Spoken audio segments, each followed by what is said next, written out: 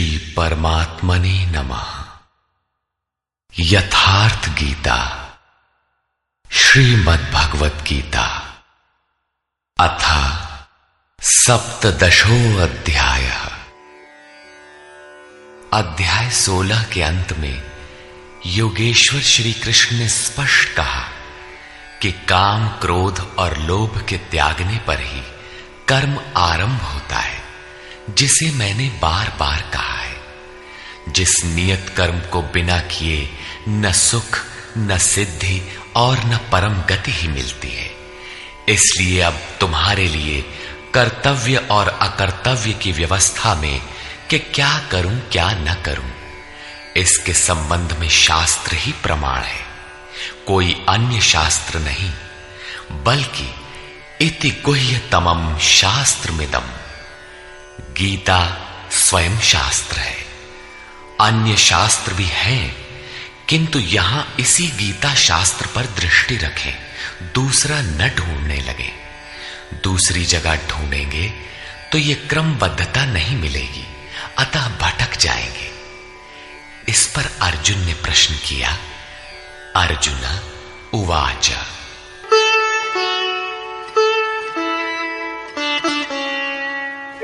ये शास्त्र विधिमुत्सृज्य यजन्ते श्रद्धयान्विताः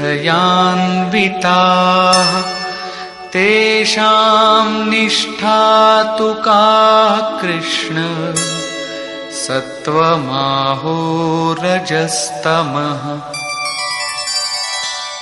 हे श्री कृष्ण, जो मनुष्य शास्त्र विधि को छोड़कर श्रद्धा सहित यजन करते हैं, उनकी गति कौन सी है? सात्विकी है, राजसी है अथवा तामसी है? यजन में देवता, यक्ष, भूत इत्यादि सभी आ जाते हैं। श्री भगवान वाच।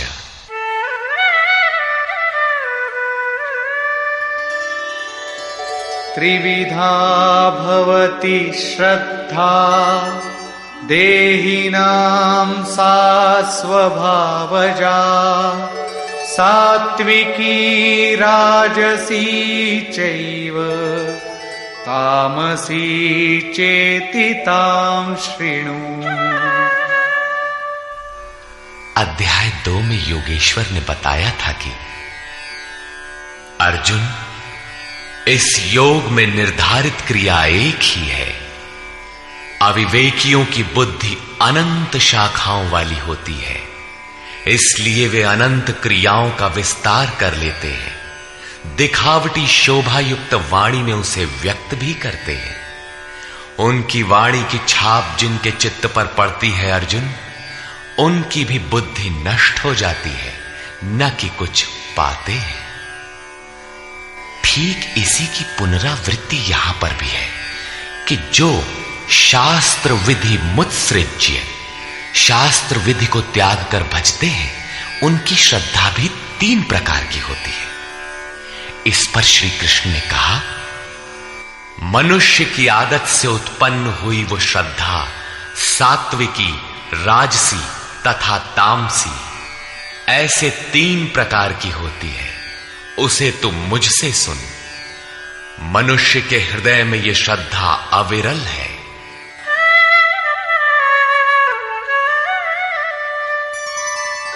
सत्वानुरूपा सर्वस्य श्रद्धा भवति भारत श्रद्धामयोऽयं पुरुषो यो यच्छ्रद्धः स एव सः। हे भारत, सभी मनुष्यों की श्रद्धा उनके चित्त की वृत्तियों के अनुरूप होती है। ये पुरुष श्रद्धामय है, इसलिए जो पुरुष जैसी श्रद्धा वाला है वो स्वयं भी वही है। प्रायः लोग पूछते हैं, मैं कौन हूं? कोई कहता है मैं तो आत्मा हूं, किंतु नहीं। यहां योगेश्वर श्री कृष्ण कहते हैं कि जैसी श्रद्धा, जैसी वृत्ति, वैसा पुरुष। गीता योग दर्शन है। महर्षि पतंजलि भी योगी थे, उनका योग दर्शन है। योग है क्या? उन्होंने बताया, योगश्चित्त वृत्ति निरोधा, चित्त की वृत्तियों का सर्वथा रुक जाना योग है। किसी ने परिश्रम करके रोक ही लिया तो लाभ क्या है? तदा दृष्टुः स्वरूपे वस्थानम, उस समय ये दृष्टा जीवात्मा अपने ही शाश्वत स्वरूप में स्थित हो जाता है। क्या स्थित होने से पूर्व ये मलिन था? पतंजलि कहते हैं, वृत्ति सारूप्य मित्रत्र, दूसरे समय में जैसा वृत्ति का रूप है वैसा ही वो दृष्टा है। यहां योगेश्वर श्री कृष्ण कहते हैं, ये पुरुष श्रद्धामय है, श्रद्धा से ओतप्रोत, कहीं न कहीं श्रद्धा अवश्य होगी, और जैसी श्रद्धा वाला है वो स्वयं भी वही है। जैसी वृत्ति वैसा पुरुष। अब तीनों श्रद्धाओं का विभाजन करते हैं। यजन्ते सात्विका देवान् यक्षरक्षांसि राजसाः प्रेतान् भूतगणांश्चान्ये यजन्ते तामसा जनाः। उनमें से सात्विक पुरुष देवताओं को पूजते हैं, राजसी पुरुष यक्ष और राक्षसों को पूजते हैं, तथा अन्य तामस पुरुष प्रेत और भूतों को पूजते हैं। वे पूजन में अथक परिश्रम भी करते हैं।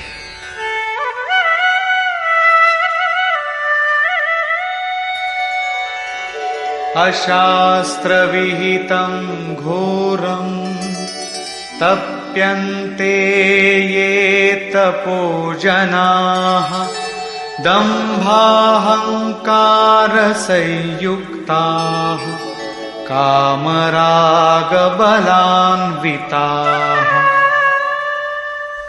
वे मनुष्य शास्त्र विधि से रहित घोर कल्पित अर्थात कल्पित क्रियाएं रचकर तप तपते हैं। दंभ और अहंकार से युक्त, कामना और आसक्ति के बल से बंधे हुए, कर्षयन्तः शरीरस्थं भूतग्राममचेतसः मां चैवान्तः शरीरस्थं तान् विद्यासुरनिश्चयान्। वे शरीर रूप में स्थित भूत समुदाय को और अंतःकरण में स्थित मुझ अंतर्यामी को भी कृश करने वाले हैं, अर्थात दुर्बल करने वाले हैं।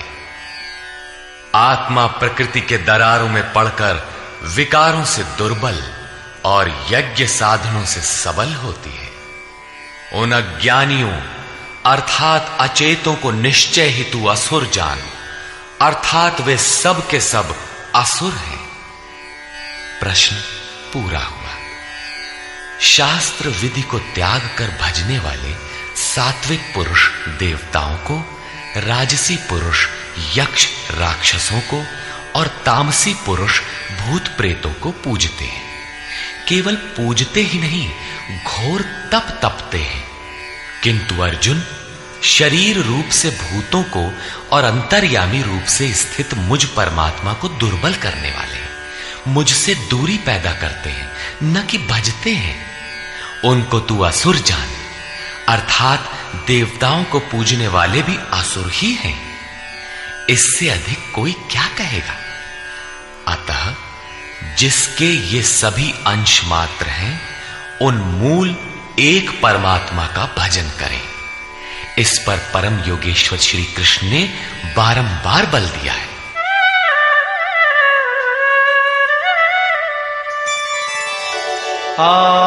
आहारस्त्वपि सर्वस्य त्रिविधो भवति प्रियः यज्ञस्तपस्तथा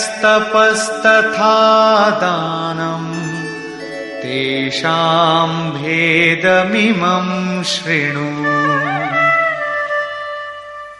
अर्जुन, जैसे श्रद्धा 3 प्रकार की होती है, वैसे ही सबको अपनी अपनी प्रकृति के अनुसार भोजन भी 3 प्रकार का प्रिय होता है, और वैसे ही यज्ञ, तप और दान भी 3-3 प्रकार के होते हैं। उनके भेद को तू मुझसे सुन। पहले प्रस्तुत है आहार। आयुः सत्त्वबलारोग्य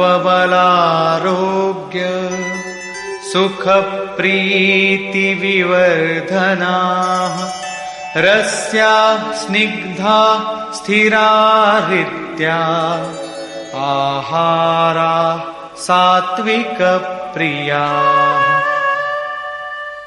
आयु, बुद्धि, बल, आरोग्य, सुख और प्रीति को बढ़ाने वाले, रस युक्त चिकने और स्थिर रहने वाले तथा स्वभाव से ही हृदय को प्रिय लगने वाले भोज्य पदार्थ सात्विक पुरुष को प्रिय होते हैं। योगेश्वर श्री कृष्ण के अनुसार स्वभाव से हृदय को प्रिय लगने वाला, बल, आरोग्य, बुद्धि और आयु बढ़ाने वाला भोज्य पदार्थ ही सात्विक है। जो भोज्य पदार्थ सात्विक है, वही सात्विक मनुष्य को प्रिय होता है। कट्वं ललवणात्युष्ण तीक्ष्ण रूक्ष विदाहिनः आहारा राजसस्येष्टा दुःख शोकामय प्रदाः। कड़वे, खट्टे, अधिक नमकीन, अत्यंत गर्म, तीखे, रूखे, दाहकारक और दुख, चिंता तथा रोगों को उत्पन्न करने वाले आहार राजस पुरुष को प्रिय होते हैं।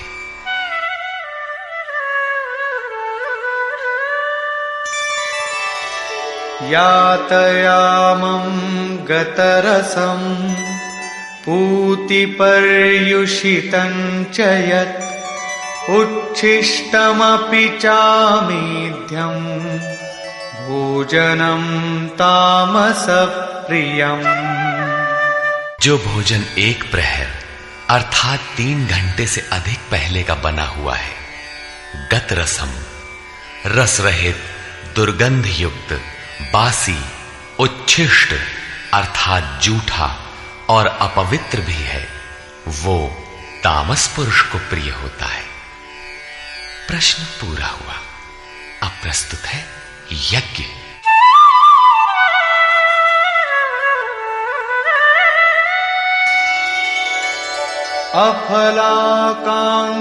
अफलाकांक्षिभिर्यज्ञो विधिदृष्टो य ईज्यते यष्टव्यमेवेति मनः समाधाय स सात्विकः। जो यज्ञ विधि दृष्ट शास्त्र विधि से निर्धारित किया गया है, जैसा पीछे अध्याय 3 में यज्ञ का नाम लिया, अध्याय 4 में यज्ञ का स्वरूप बताया कि बहुत से योगी प्राण को अपान में, अपान को प्राण में हवन करते हैं। प्राण अपान की गति निरोध कर प्राणों की गति स्थिर कर लेते हैं, संयमाग्नि में हवन करते हैं। इस प्रकार यज्ञ के 14 सोपान बताए, जो सब के सब ब्रह्म तक की दूरी तय करा देने वाली एक ही क्रिया की ऊंची नीची अवस्थाएं हैं। संक्षेप में यज्ञ चिंतन विशेष की प्रक्रिया का चित्रण है, जिसका परिणाम सनातन ब्रह्म में प्रवेश है, जिसका विधान इस शास्त्र में किया गया है।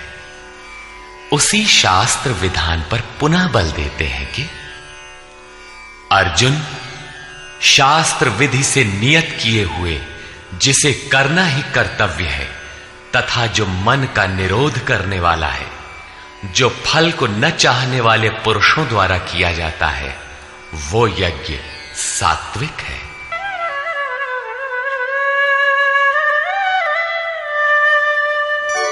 अभिसंधाय तु फलम् दम्भार्थमपि चैव यत् ईज्जते भरतश्रेष्ठ तं यज्ञं विद्धि राजसम्। हे अर्जुन, जो यज्ञ केवल दंभाचरण के लिए ही हो या फल को उद्देश्य बनाकर किया जाता हो, उसे राजस यज्ञ जान। ये कर्ता यज्ञ की विधि जानता है, किंतु दंभाचरण या फल को उद्देश्य बनाकर करता है कि अमुक वस्तु मिलेगी तथा लोग देखें कि यज्ञ करता है, प्रशंसा करेंगे। ऐसा यज्ञ करता वस्तुतः राजसी है। अब तामस यज्ञ का स्वरूप बताते हैं।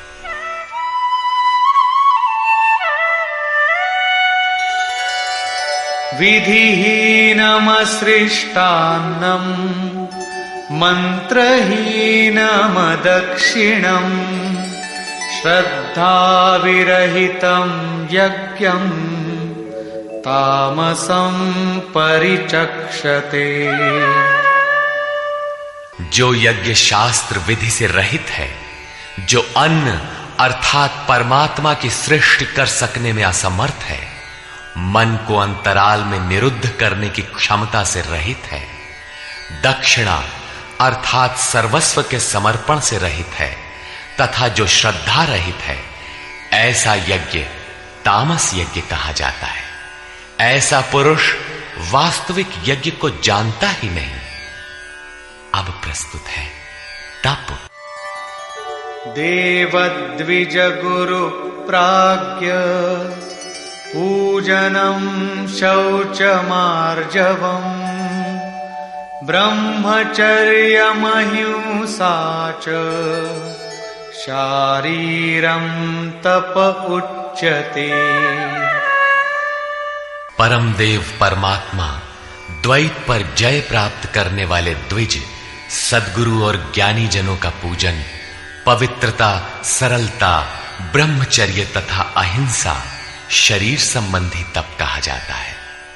शरीर सदैव वासनाओं की ओर बहकता है, इसे अंतःकरण की उपर्युक्त वृत्तियों के अनुरूप तपाना शारीरिक तप है।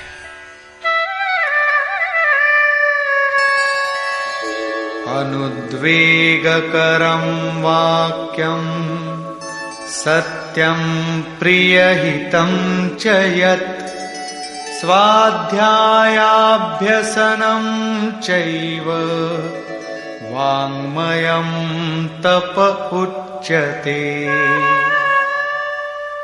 उद्वेग न पैदा करने वाला, प्रिय, हितकारक और सत्य भाषण तथा परमात्मा में प्रवेश दिलाने वाले शास्त्रों के चिंतन का अभ्यास, नाम जप, ये वाणी संबंधी तप कहा जाता है।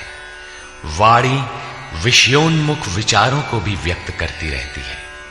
इसे उस ओर से समेटकर परम सत्य परमात्मा की दिशा में लगाना वाणी संबंधी तप है।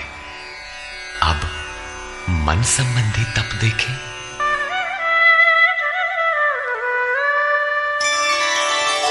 मनः प्रसादः सौम्यत्वं मौनमात्मविनिग्रहः भावसंशुद्धिरित्येतत् तपो मानसमुच्यते।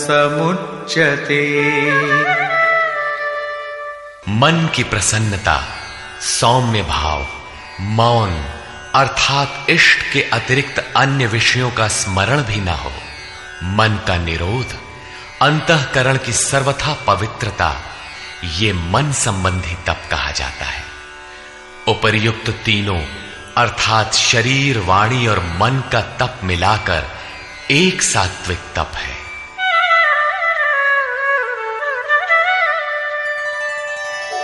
श्रद्धया परया तप्तं तपस्तत्त्रिविधं नरैः अफलाकांक्षिभिर्युक्तैः सात्विकं परिचक्षते।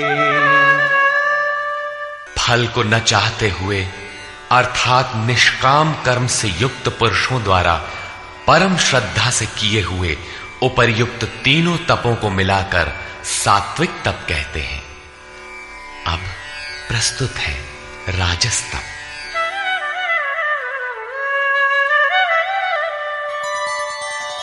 सत्कारमान पूजार्थं तपोदम्भेन चैव यत् क्रियते तदिह प्रोक्तं राजसं चलमध्रुवम्।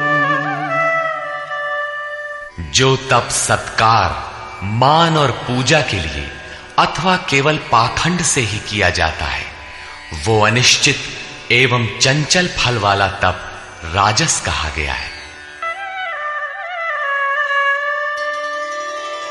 मूढ़ग्राहेणात्मनो यत् पीडया क्रियते तपः परस्योत्सादनार्थं वा तत्तामसमुदाहृतम्।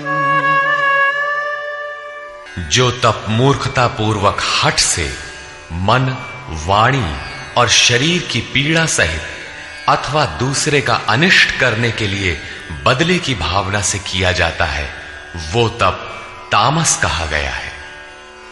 इस प्रकार सात्विक तप में शरीर, मन और वाणी को मात्र इष्ट के अनुरूप ढालना है। राजस तप में तप की क्रिया वही है, किंतु दंभ मान सम्मान की इच्छा से तपते हैं। प्रायः महात्मा लोग घर बार छोड़ने के बाद भी इस विकार के शिकार हो जाते हैं। और तीसरा तामसी तप अविधि पूर्वक होता है, दूसरों को पीड़ा पहुंचाने के दृष्टिकोण से होता है। अब प्रस्तुत है दान।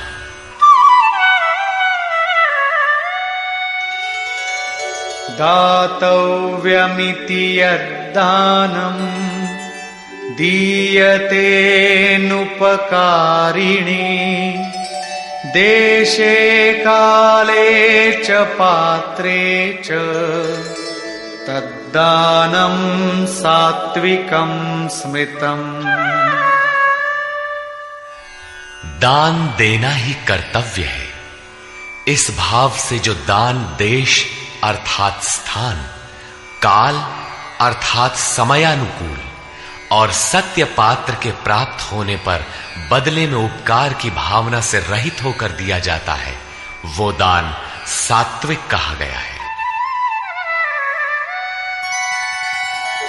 यत्तु प्रत्युपकारार्थं फलमुद्दिश्य वा पुनः दीयते च परिक्लिष्टम् तद्दानं राजसं स्मृतम्। जो दान क्लेश पूर्वक अर्थात जो देते नहीं बनता लेकिन देना पड़ रहा है तथा प्रत्युपकार की भावना से ये करूंगा तो ये मिलेगा अथवा फल को उद्देश्य बनाकर फिर दिया जाता है, वो दान राजस कहा गया है। अदेश काले यद्दानम् अपात्रेभ्यश्च दीयते असत्कृतमवज्ञातम् तत्तामसमुदाहृतम्। जो दान बिना सत्कार किए अथवा तिरस्कार पूर्वक झिड़क कर अयोग्य देश काल में अनाधिकारियों को दिया जाता है, वो दान तामस कहा गया है।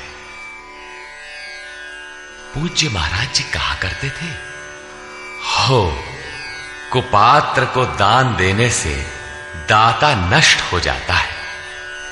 ठीक इसी प्रकार श्री कृष्ण का कहना है कि दान देना ही कर्तव्य है। देश, काल और पात्र के प्राप्त होने पर बदले में उपकार न चाहने की भावना से उदारता के साथ दिया जाने वाला दान सात्विक है। कठिनाई से निकलने वाला, बदले में फल की भावना से दिया जाने वाला दान राजस है और बिना सत्कार के झिड़कियों के साथ प्रतिकूल देश काल में कुपात्र को दिया जाने वाला दान तामस है, लेकिन है दान ही। किंतु जो देह गेह इत्यादि सबके ममत्व को त्याग कर एकमात्र इष्ट पर ही निर्भर है, उसके लिए दान का विधान इससे और उन्नत है, और वो है सर्वस्व का समर्पण, संपूर्ण वासनाओं से हटकर मन का समर्पण। जैसा कि श्री कृष्ण ने कहा है, मय्येव मन आधत्स्व, अतः दान नितांत आवश्यक है। अब प्रस्तुत है ओम तत् और सत का स्वरूप।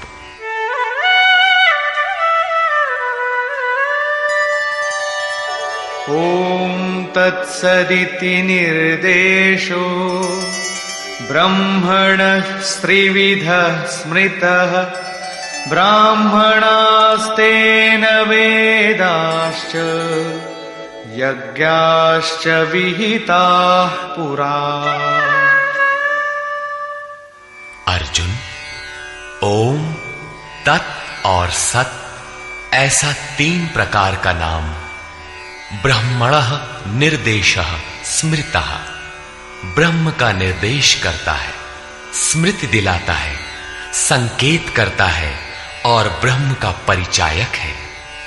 उसी से पुरा, पूर्व में अर्थात आरंभ में ब्राह्मण, वेद और यज्ञादि रचे गए हैं, अर्थात ब्राह्मण, यज्ञ और वेद ओम से पैदा होते हैं। ये योग जन्य है, जन्मना नहीं। ओम के सतत चिंतन से ही इनकी उत्पत्ति है और कोई तरीका नहीं है।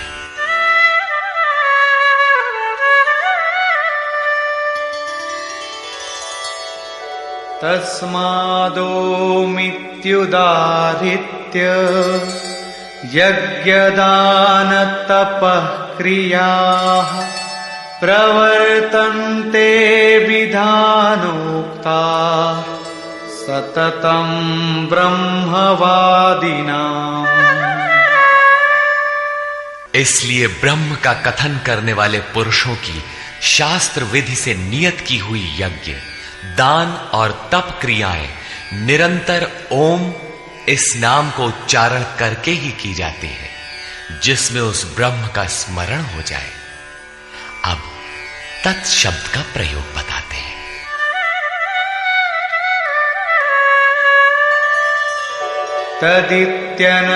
तदित्यनभिसन्धाय फलं यज्ञ तपः क्रियाः दान क्रियाश्च विविधाः क्रियन्ते मोक्षकांक्षिभिः। तत् अर्थात वो, अर्थात परमात्मा ही सर्वत्र है। इस भाव से फल को न चाहकर शास्त्र द्वारा निर्दिष्ट नाना प्रकार की यज्ञ, तप और दान की क्रियाएं परम कल्याण की इच्छा करने वाले पुरुषों द्वारा की जाती है। तत् शब्द परमात्मा के प्रति समर्पण सूचक है, अर्थात जब तो ओम का कीजिए, यज्ञ, दान और तप की क्रियाएं उस पर निर्भर होकर करें। अब सत के प्रयोग का स्थल बताते हैं।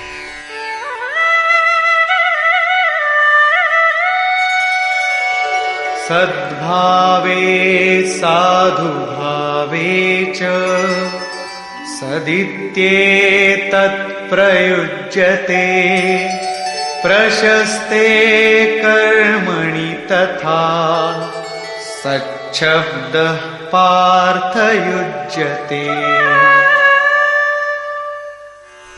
गीता के आरंभ में ही अर्जुन ने प्रश्न खड़ा किया था कि कुल धर्म ही शाश्वत है, सत्य है। तो श्री कृष्ण ने कहा, अर्जुन, तुझे यह अज्ञान कहां से उत्पन्न हुआ? सत वस्तु का तीनों कालों में कभी अभाव नहीं होता, उसे मिटाया नहीं जा सकता, और असत वस्तु का तीनों कालों में अस्तित्व नहीं है, उसे रोका नहीं जा सकता। वस्तुतः वो कौन सी वस्तु है जिसका तीनों कालों में अभाव नहीं है? और वो असत वस्तु है क्या जिसका अस्तित्व नहीं? तो बताया, ये आत्मा ही सत्य है और भूतादिकों के समस्त शरीर नाशवान है। आत्मा सनातन है, अव्यक्त है, शाश्वत और अमृत स्वरूप है। यही परम सत्य है। सत, ऐसे परमात्मा का ये नाम सद्भावे, सत्य के प्रति और साधुभाव में प्रयोग किया जाता है। और हे पार्थ, जब कर्म सांगो पांग भली प्रकार होने लगे, तब सत शब्द का प्रयोग किया जाता है। सत का अर्थ ये नहीं है कि ये वस्तुएं हमारी हैं। जब शरीर ही हमारा नहीं है, तो इसके उपभोग में आने वाली वस्तुएं हमारी कब है? ये सत नहीं है। सत का प्रयोग केवल एक दिशा में किया जाता है। सद्भाव में आत्मा ही परम सत्य है। इस सत्य के प्रति भाव हो, उसे साधने के लिए साधु भाव हो और उसकी प्राप्ति कराने वाला कर्म प्रशस्त ढंग से होने लगे, वहीं सत शब्द का प्रयोग किया जाता है। इसी पर योगेश्वर अग्रेतर कहते हैं, यज्ञे तपसि दाने च स्थितिः सदिति चोच्यते, कर्म चैव तदर्थीयम् सदित्येवाभिधीयते। यज्ञ, तप और दान को करने में जो स्थिति मिलती है, वो भी सत है, ऐसा कहा जाता है। तदर्थीयम, उस परमात्मा की प्राप्ति के लिए किया हुआ कर्म ही सत है, ऐसा कहा जाता है। अर्थात उस परमात्मा की प्राप्ति वाला कर्म ही सत है। यज्ञ, दान, तप तो इस कर्म के पूरक है। अंत में निर्णय देते हुए कहते हैं कि इन सब के लिए श्रद्धा आवश्यक है।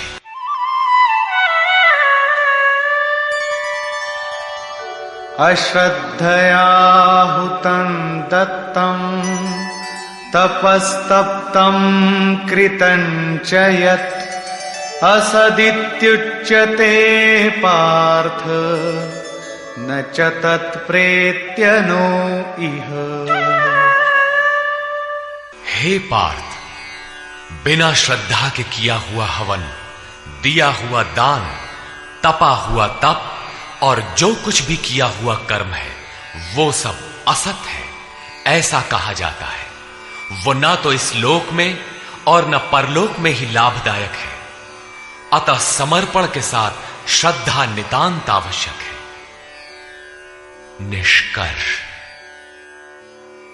अध्याय के आरंभ में ही अर्जुन ने प्रश्न किया कि भगवान जो शास्त्र विधि को त्याग कर और श्रद्धा से युक्त होकर यजन करते हैं, अर्थात लोग भूत भवानी अन्यान्य पूजते ही रहते हैं, तो उनकी श्रद्धा कैसी है? सात्विकी है, राजसी है अथवा तामसी? इस पर योगेश्वर श्री कृष्ण ने कहा, अर्जुन, यह पुरुष श्रद्धा का स्वरूप अर्थात पुतला है। कहीं न कहीं उनकी श्रद्धा होगी ही। जैसी श्रद्धा वैसा पुरुष, जैसी वृत्ति वैसा पुरुष।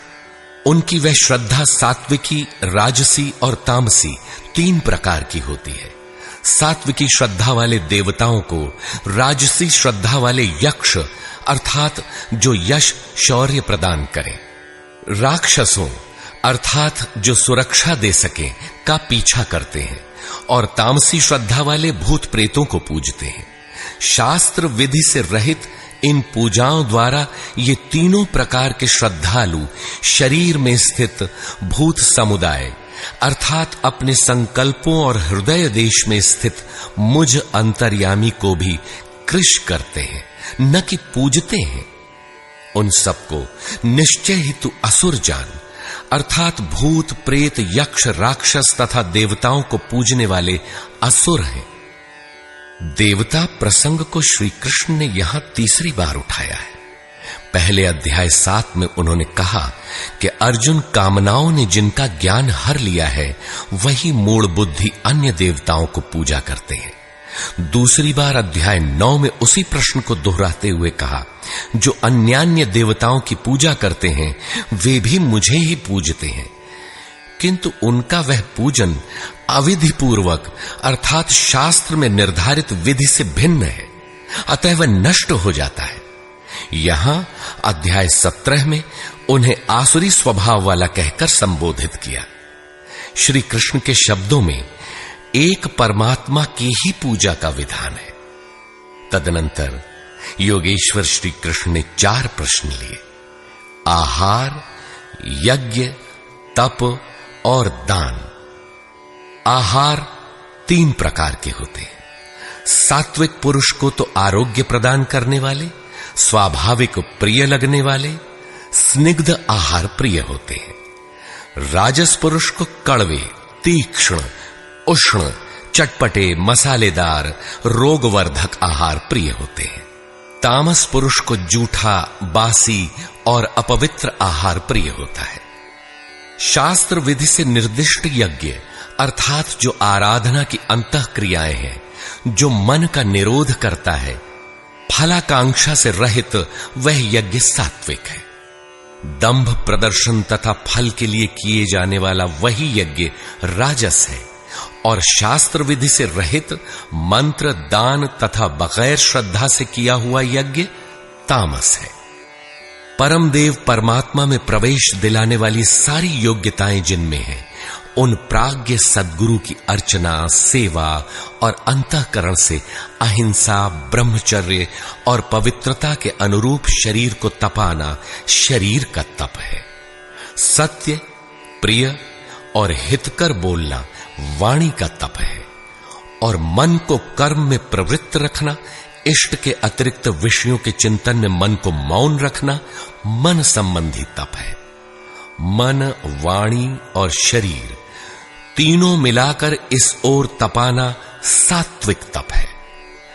राजस तप में कामनाओं के साथ उसी को किया जाता है, जबकि तामस तप शास्त्र विधि से रहित स्वेच्छाचार है। कर्तव्य मानकर देश, काल और पात्र का विचार करके श्रद्धा पूर्वक दिया गया दान सात्विक है। किसी लाभ के लोभ में कठिनाई से दिया जाने वाला दान राजस है और झिड़क कर कुपात्र को दिया जाने वाला दान तामस है। ओम, तत् और सत का स्वरूप बताते हुए योगेश्वर श्री कृष्ण ने कहा कि ये नाम परमात्मा की स्मृति दिलाते हैं। शास्त्र विधि से निर्धारित तप, दान और यज्ञ आरंभ करने में ओम का प्रयोग होता है और पूर्ति में ही ओम पिंड छोड़ता है। तत् का अर्थ है वह परमात्मा, उसके प्रति समर्पित होकर ही वह कर्म होता है और जब कर्म धारावाही होने लगे तब सत का प्रयोग होता है। भजन ही सत है। सत के प्रतिभाव और साधुभाव में ही सत का प्रयोग किया जाता है। परमात्मा की प्राप्ति करा देने वाले कर्म, यज्ञ, दान और तप के परिणाम में भी सत का प्रयोग है और परमात्मा में प्रवेश दिला देने वाला कर्म निश्चय पूर्वक सत है। किंतु इन सब के साथ श्रद्धा आवश्यक है। श्रद्धा से रहित होकर किया हुआ कर्म, दिया हुआ दान, तपा हुआ तप न इस जन्म में लाभकारी है न अगले जन्मों में ही। अतः श्रद्धा अपरिहार्य है। संपूर्ण अध्याय में श्रद्धा पर प्रकाश डाला गया और अंत में ओम, तत् और सत की विशद व्याख्या प्रस्तुत की गई, जो गीता के श्लोकों में पहली बार आया है। अतः ओम तत्सदिति श्रीमद्भगवद गीता सूपनिषत्सु ब्रह्म विद्यायाम योग शास्त्रे श्री कृष्ण अर्जुन संवादे ओम तत्सत् श्रद्धात्रय विभाग योगो नाम सप्तदशो अध्याय। इस प्रकार स्वामी अड़गड़ानंद कृत श्रीमद्भगवद गीता के भाष्य यथार्थ गीता का 17वां अध्याय पूर्ण होता है। हरि ओम तत्सत्।